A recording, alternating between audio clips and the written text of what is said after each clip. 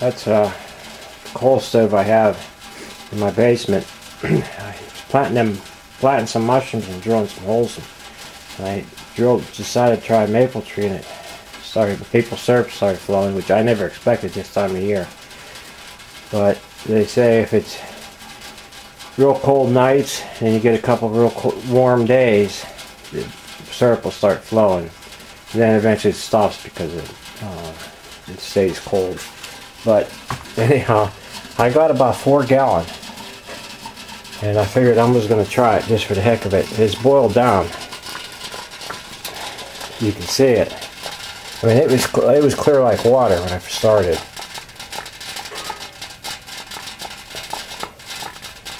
So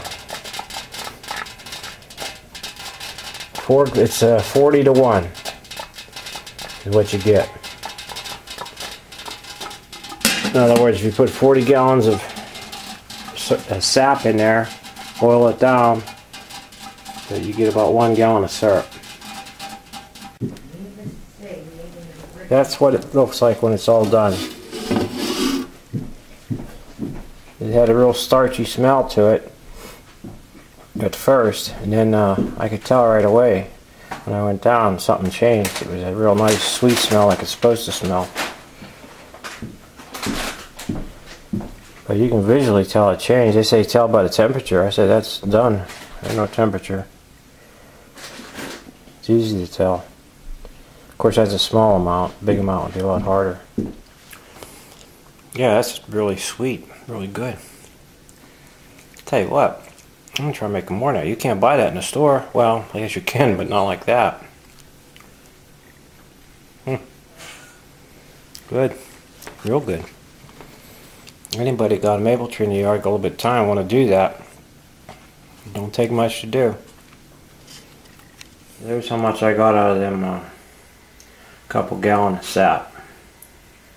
I guess not all in all too bad.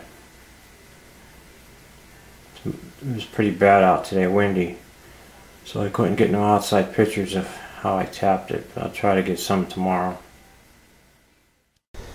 There's how I tapped the maple trees. I tapped 2 of them, but it's just a plumbing fitting that I had that fits on a hose. The other end's exactly the same. I drilled a hole in the tree. That was the first one I did. It wasn't the tightest fitting, so I changed a bit on the other one, and as you can see, some of it's leaking out right there. But it's still running a little bit, very little though, because the days have been too warm. Last night was pretty cold. Another one here. And what that is right there into the tree is one of these fittings. It's just I even forget what they call them. It's made to join 2 pieces of pipe together, and you put a clamp on it. You can see how it's splice. I guess that's just called a splice. I can't remember. They make them in plastic too. This is brass,